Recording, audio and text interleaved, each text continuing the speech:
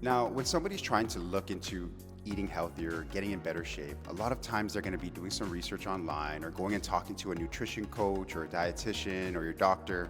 And some of the common vital questions that they'll ask you outside of your age, height, your weight is your body fat or your BMI, right? So let's take a look at what this is. When we're measuring out our body fat, or we want to see out of our body how much of it is fat, how much of it is muscle, bones, etc., it can get very, very complex. So if we start at the very basic, we have body mass index, which is BMI. And all that is your height relative to your weight, or your weight relative to your height. It's really all it is. So it doesn't kind of really factor in any additional muscle mass that you may have. And it's setting a parameter based on a specific height level for that group of people. Now on Guam, we're kind of a little bit shorter than our American counterparts, and that's kind of the reason why I don't put too much faith into the BMI to be accurate, but it is a great starting point, remember. Now, if I have a client that's doing a muscle development program, I would definitely not look at BMI, especially for women, because we're doing a change where we're replacing fat with muscle. So of course your body is actually going to get heavier. So when you take a look at BMI, your height's not going to change. However, your weight will get heavier if we're replacing that body fat with muscle.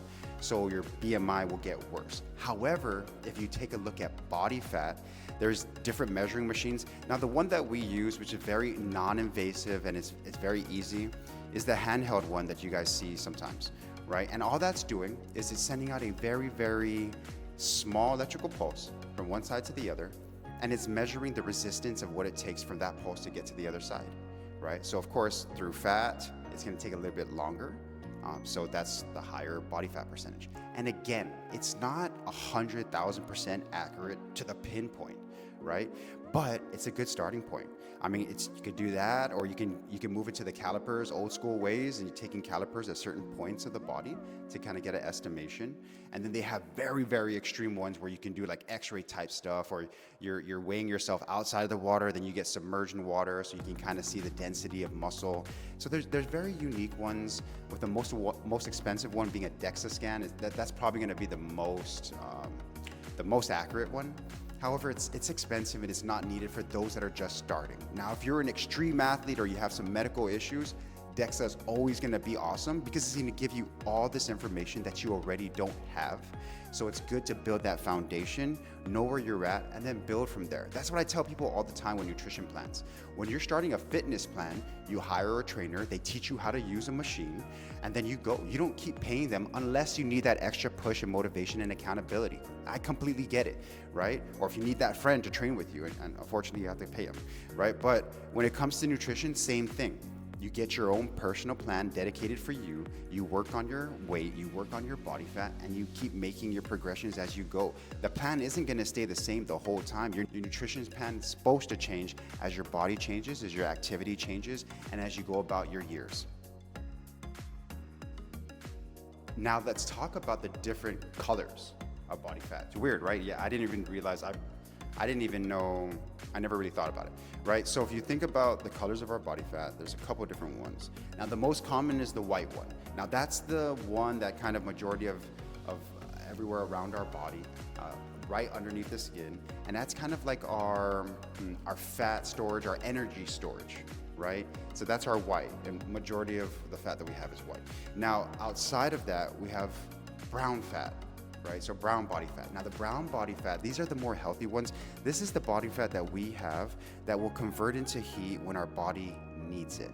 All right, so we got that brown, we got the white, that's mainly the fat storage energy, and then we have a beige. Now the beige is it's kind of like the combination between the white and the brown, and is designed to have the ability to do both, where it can have the ability to convert for storage, or it has the ability to convert for heat like brown.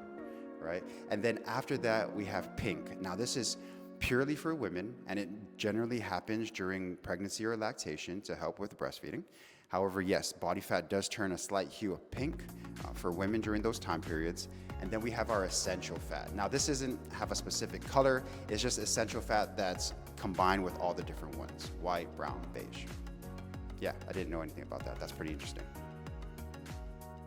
Now let's talk about the locations of our body fat, because it can be in two different spots. The first one, subcutaneous. This is the fat that's located right directly beneath our skin, like all over our body, right? So we can feel it here, we can pinch it here, we can squeeze it or whatnot, right? And then the visceral fat is the one that's beneath the abdominal wall. So we got our stomach here, we got our skin, we got our subcutaneous fat, we got our abdominal wall. And then behind that is where we'll find our visceral fat. The visceral fat is the fat that's interlaced in between the internal organs, and it's very crucial, very vital for our bodily function, all right? So our visceral fat, it makes up anywhere between 5 to 10, 15% of our total body fat. So there's no way that you could be down at zero. And that's why it's very dangerous, especially for bodybuilders that are working their way down to 3, 4%. Very, very dangerous for the body because of the importance of the visceral fat in the abdominal cavity. And in recap, we've discussed the different colors of body fat, the different types of scanning to get body fat or BMI, or basically how much fat you have in your body. We talked about the different colors and what they stand for, and now what to do with this information. If you're just starting out, do a BMI scan, hit us up, we'll help you with a body fat scan and see where you start at, right? Once you have a good starting point, you can kind of know from there. I always tell people it's kind of like just a gauge, right? It doesn't have to be pinpoint exact. Picture your car. If you didn't have one of the gas ranges, you're kind of going about not figuring out how much you're supposed to put in, how much, do I need to gas up? Same thing, do I need to eat? How much do I need to eat? I don't know, because you don't have a range. If you had that range and you can say, all right, I started at this level and I know that now if I do this, I'm going down here, then we need to make it the adjustment. But if you're not tracking something, how do we know where to go? That's why it really confuses me when I hear nutrition coaches saying, oh, don't worry, it's healthy, eat whatever you want, eat however you want, eat whatever time. How does that produce results or give you any tracking? You won't know what really works for you unless you do the notes, or if you try the different program, or if you see what your weight is compared to what it was last week or last month or whenever you started the program.